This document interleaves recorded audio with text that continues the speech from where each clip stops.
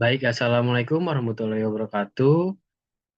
Bapak Ibu yang terhormat, Bapak dosen pembimbing saya, Bapak Andi Muhammad Sadat, dan Ibu dosen pembimbing saya, Ibu Nofriska Krisanya, dan yang saya hormati, Bapak Ibu dosen para penguji saya, dan para staf administrasi UNJ, dan begitu juga para teman-teman saya. Saya Emma Restu Kresna, saya mohon izin untuk mempresentasikan seminar proposal penelitian saya yang berjudul Efektivitas Influencer Marketing Media Sosial Instagram pada Media Promosi Produk KAF. Nah, lanjut masuk ke daftar isi, di mana daftar isi berikut berisi ada bab satu pendahuluan, di mana isinya adalah latar belakang, pertanyaan, tujuan, dan manfaat penelitian. Lalu di bab 2 ada kajian pustaka, kajian teori media sosial, Instagram, dan teori efektivitas 4C. Lalu di bab 3 nanti ada metode penelitian, di mana isinya adalah desain penelitian, penggunaan metode, dan teknik. Nah, masuk ke latar belakang di bab satu pendahuluan. eh, dari fenomena ini, saya eh, melatar belakangi kerelatan saya tentang produk skincare. Eh, Tingkat kesadaran saya sebagai pria dalam menggunakan produk skincare jujur masih kurang.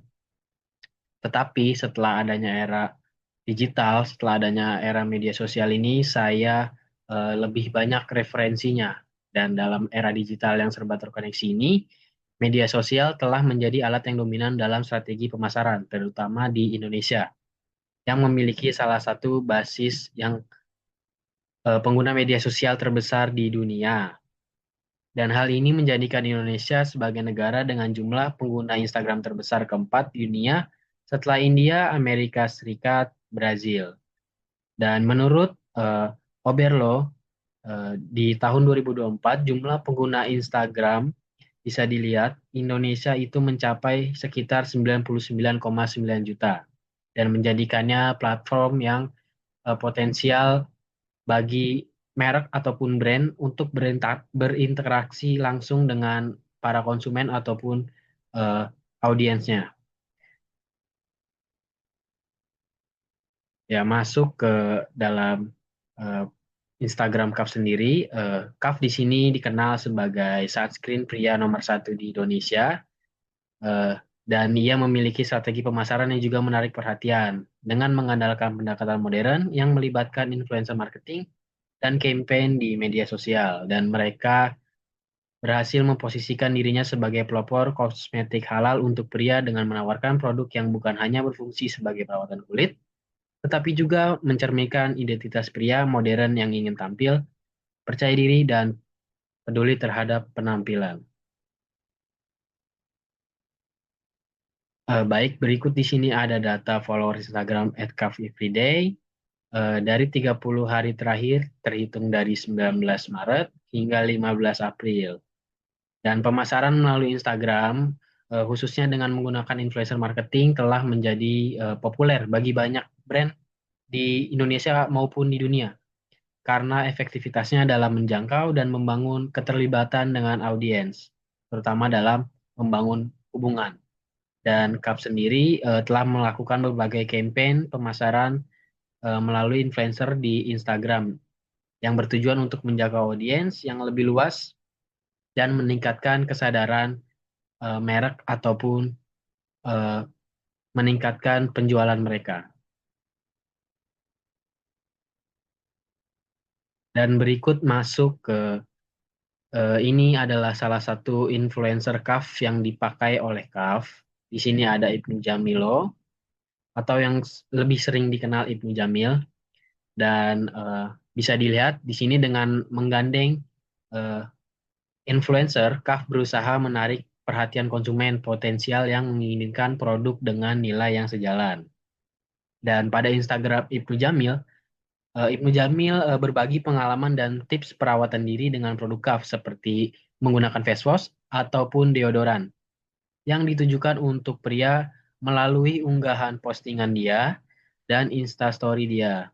Eh, Dan sebagai aktor, Begitu juga influencer, ia juga berkontribusi dalam kampanye Melangkah ke Berlin, salah satu kampanye dari CAF. Dan kampanye ini tidak hanya meningkatkan kesadaran merek, tetapi juga mengedukasi tentang pentingnya menjaga kebersihan diri dan menjalani gaya hidup sehat. Dan dalam survei Statista menunjukkan sebanyak 89% bahwa konsumen lebih percaya pada rekomendasi dari individu yang mereka kenal dibandingkan iklan konvensional ataupun iklan melalui saluran tradisional yang mempertegas peran penting influencer dalam mempengaruhi keputusan pembelian. Dan ini masuk ke dalam research gap yang peneliti akan lakukan, yaitu saya. Di sini bisa terlihat ada nilai engagement rate 0,16%, sebesar 0,16%. Dan oleh karena itu, walaupun CAF sudah memanfaatkan influencer marketing, tetapi menurut data yang diambil dari Socialbet pada tahun 2025, akun Instagram @CAFEveryday menunjukkan dalam engagement rate pada tanggal 17 April 2025, brand CAF tercatat hanya memperoleh nilai sebesar 0,16%. Bisa dilihat di tanda warna biru. Dan sedangkan menurut Socialbook, tahun 2024 rata-rata sebuah engagement rate yang dikatakan baik dengan Instagram followers 100.000 hingga 500.000 followers adalah sebesar 2,37%. Dan hal ini membuktikan bahwa engagement rate dari akun Instagram @CAFEveryday termasuk rendah. Oleh karena itu, penggunaan influencer yang dilakukan oleh CAF perlu diteliti terkait keefektivitasannya.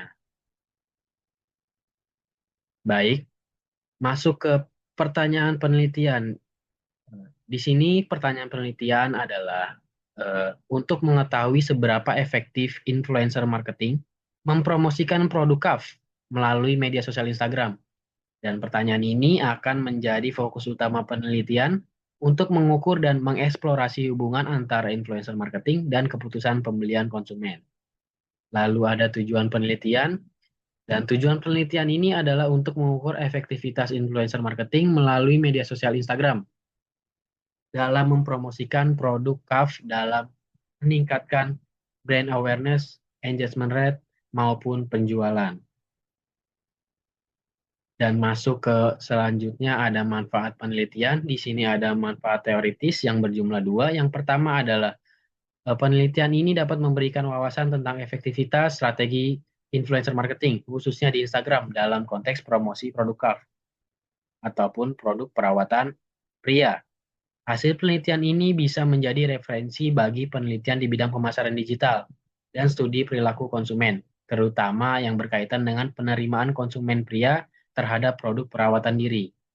Lalu yang kedua ada penggunaan metode dalam penelitian ini adalah akan menambah literatur mengenai penerapan pendekatan ini untuk mengevaluasi campaign atau kampanye influencer marketing.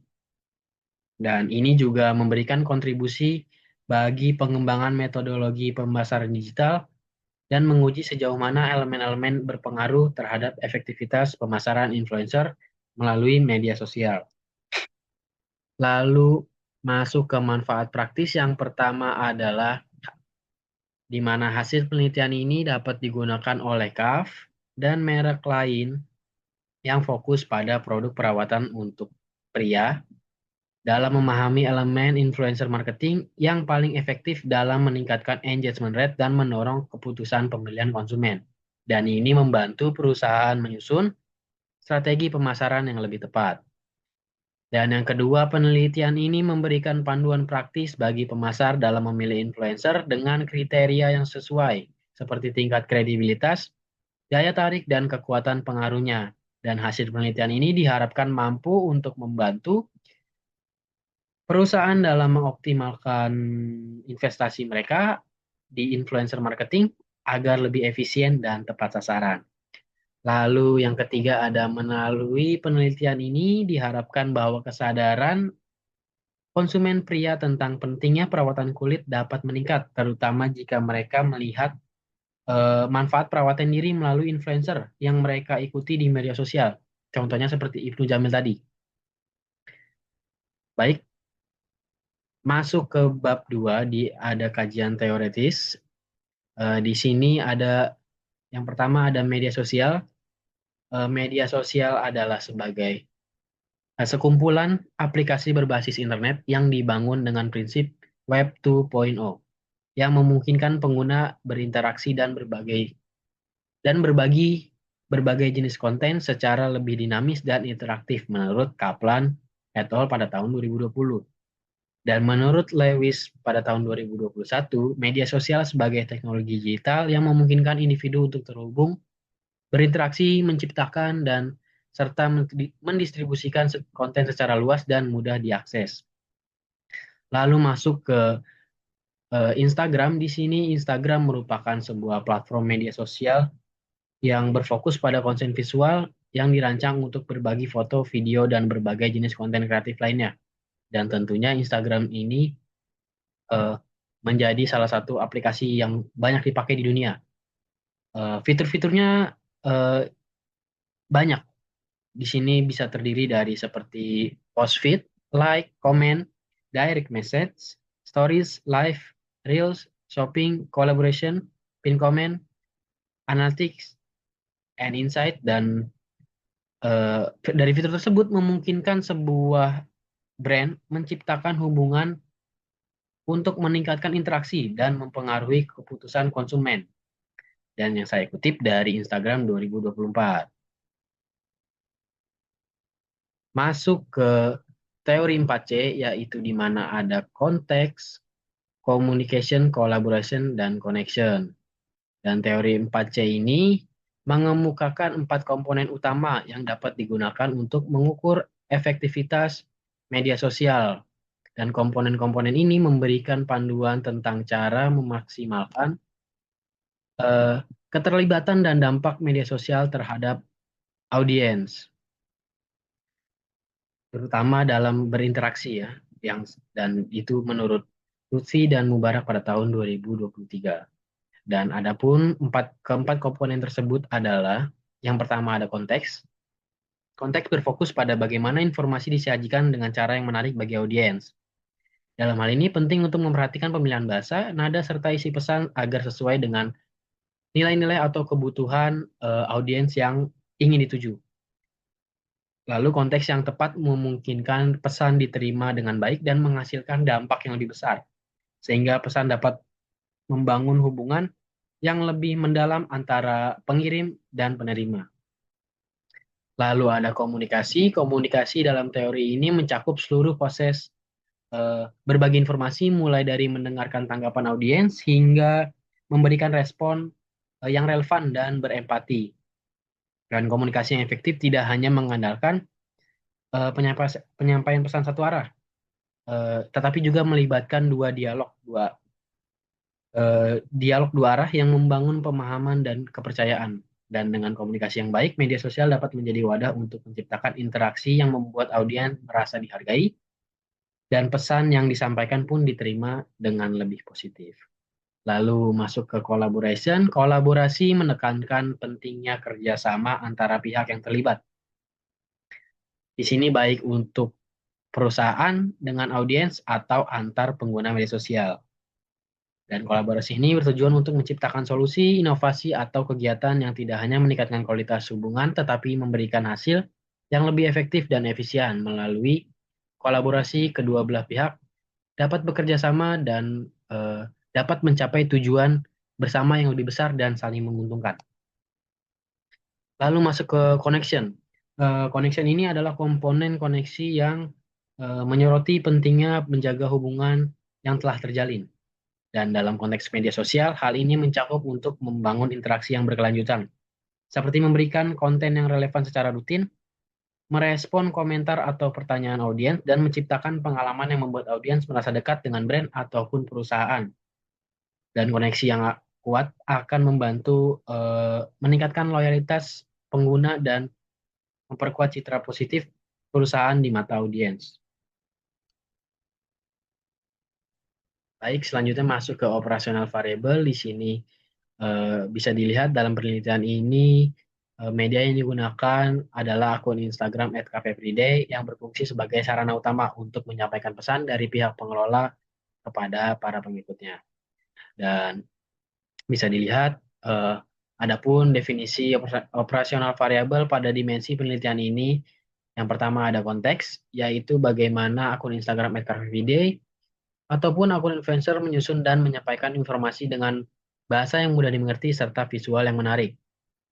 Lalu ada communication, bagaimana komunikasi dalam akun @kafrepide melibatkan proses berbagi informasi, mendengarkan tanggapan, serta membangun interaksi yang bermakna. Lalu ada collaboration. Di sini bisa dilihat bagaimana kolaborasi dilakukan dengan berbagai pihak guna menciptakan pengalaman yang lebih menarik dan interaktif. Akun @kafeveryday bekerja sama dengan influencer marketing dalam meningkatkan keterlibatan audiens. Lalu ada connection, bagaimana akun @kafeveryday fokus pada upaya membangun serta mempertahankan hubungan jangka panjang dengan para followers. Eh, Interaksi yang autentik dan konsisten itu bisa membantu menciptakan rasa kedekatan ya, dan memperkuat kepercayaan audiens, juga memastikan perspektif yang positif terhadap produk maupun eh, konten ataupun brand yang disajikan. Baik, masuk ke instrumen penelitian. Di sini ada variabel efektivitas influencer marketing, di mana dimensinya adalah konteks, communication, collaboration, dan connection. Dan dari definisi operasional variable tadi, dilihat terciptanya indikator, eh, yang pertama ada daya tarik, kedua pemilihan bahasa, ketiga kebutuhan audiens, keempat visual konten, dalam dimensi konteks, dan dalam dimensi communication. Yang pertama ada informatif, yang kedua ada interaksi, dan yang ketiga ada penyampaian pesan.